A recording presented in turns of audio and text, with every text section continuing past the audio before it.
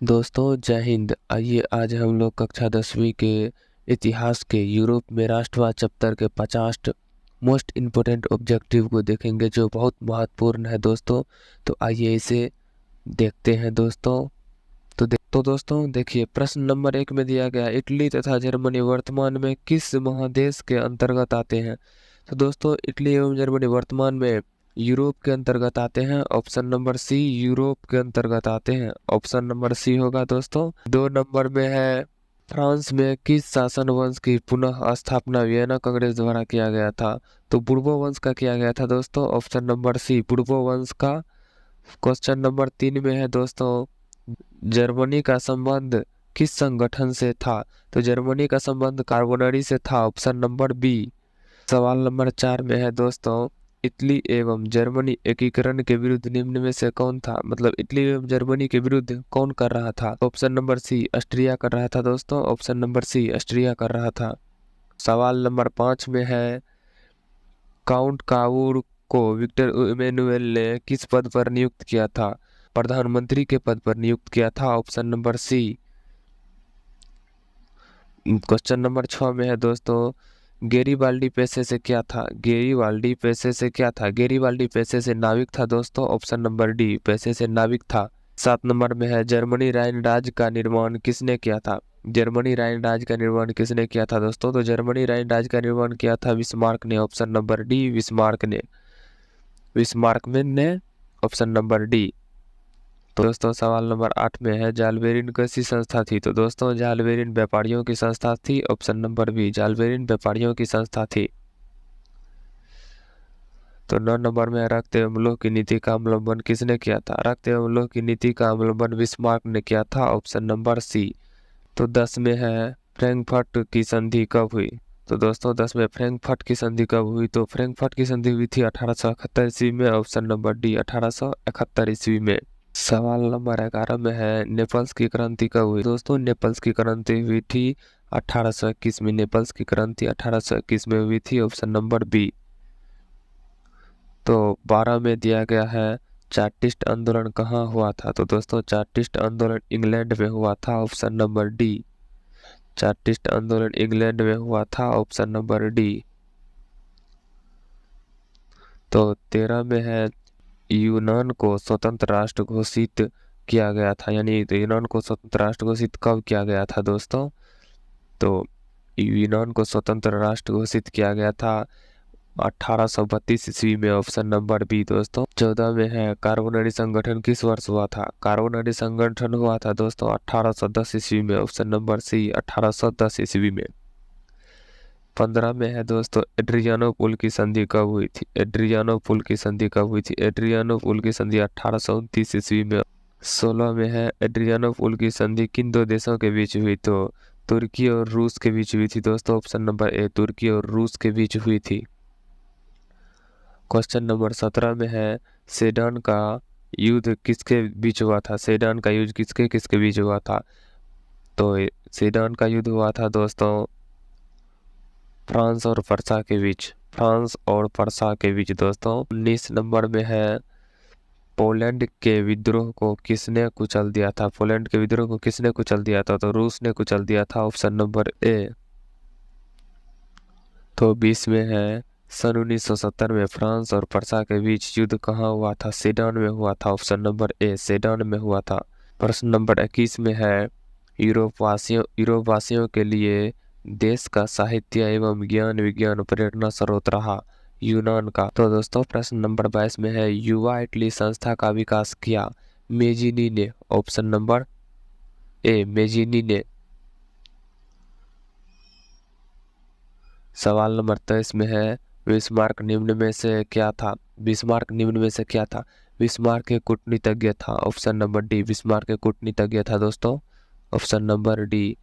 24 में है, Sardinia Piedmont का शासक कौन था। पिडमाउंट का शासक था विक्टर इमैनुअल। Victor Emmanuel. यूनान स्वतंत्रता आंदोलन के दौरान कौन ब्रिटिश कवि शहीद हुआ था। तो कौन British, Lord Byron. Lord Byron. Option number ए लॉर्ड वायरन ने शहीद हुआ था। 26 में है, जालवेरिन की स्थापना किस राज्य ने की?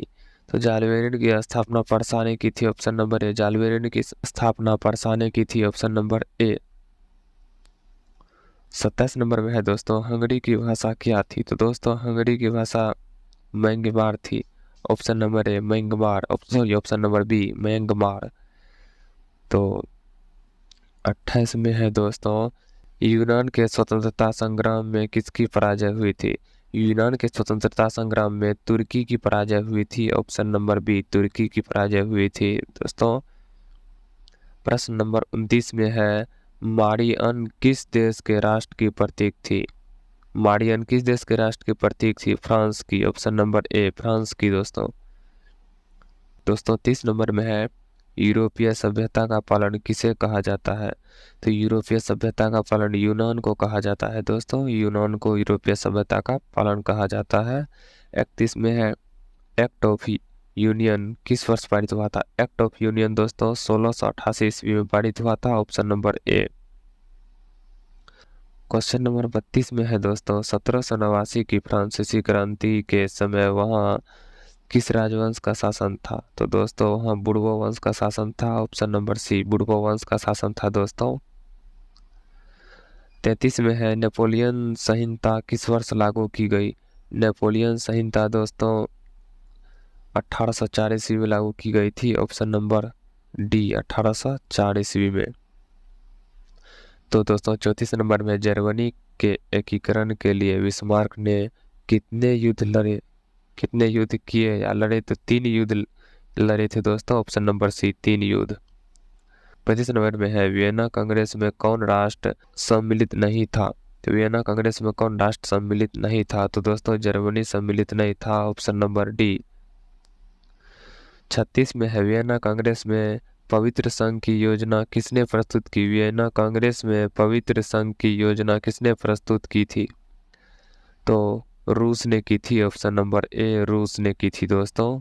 37 नंबर में है, यंग इटली का स्थापक कौन था? तो यंग इटली का स्थापक मेजिनी था, option number C. Young Italy का स्थापक मेजिनी था, ऑप्शन नंबर सी दोस्तों।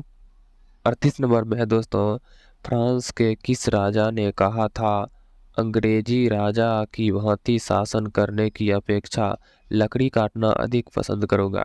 तो दोस्तों लुई 16वां ने नहीं कहा था, नेपोलियन के पापा ने भी नहीं कहा था, लुई नेपोलियन ने भी नहीं कहा था दोस्तों, चार्ल्स दसम ने कहा था, चार्ल्स दसम ने कहा था दोस्तों, चार्ल्स दसम ने कहा था दोस्तों। तो 39 नंबर में है, परसा का शासक कौन था? दोस्तों 39 नंबर में है, परसा का शासक कौन था? तो दोस्तों परसा का शासक था विलियम प्रथम, ऑप्शन नंबर डी विलियम प्रथम। तो दोस्तों 40 नंबर में है, तो दोस्तों 40 नंबर में है, यूरोप का मरीज किसे कहा जाता है? तो यूरोप का मरीज तुर्की को कहा जाता है, ऑप्शन नंबर सी दोस्तों। 41 में है, नेपोलियन ने जर्मनी के किस संघ की स्थापना की? तो दोस्तों नेपोलियन ने जर्मनी की राइन संघ की स्थापना की थी, ऑप्शन नंबर सी राइन संघ की स्थापना की थी दोस्तों। 42 नंबर में है, किस संधि द्वारा स्वतंत्र यूनान राष्ट्र की स्थापना हुई? किस संधि द्वारा स्वतंत्र राष्ट्र की स्थापना हुई? तो दोस्तों वियना की संधि द्वारा नहीं हुई थी दोस्तों, कस्तूनतुनिया की संधि द्वारा नहीं हुई थी दोस्तों, कस्तूनतुनिया की संधि द्वारा, इसके द्वारा भी नहीं हुई थी, पराग की संधि द्वारा, इसके द्वारा भी नहीं हुई थी दोस्तों। तो बचता है एक दोस्तों, एड्रियानोपुल की संधि, इसी के द्वारा हुई थी दोस्तों, एड्रियानोपुल की संधि के द्वारा हुई थी। 43 नंबर में है दोस्तों, यंग यूरोप की स्थापना किसने की थी? तो दोस्तों यंग यूरोप की स्थापना मेजिनी की थी, ऑप्शन नंबर बी मेजिनी ने की थी दोस्तों।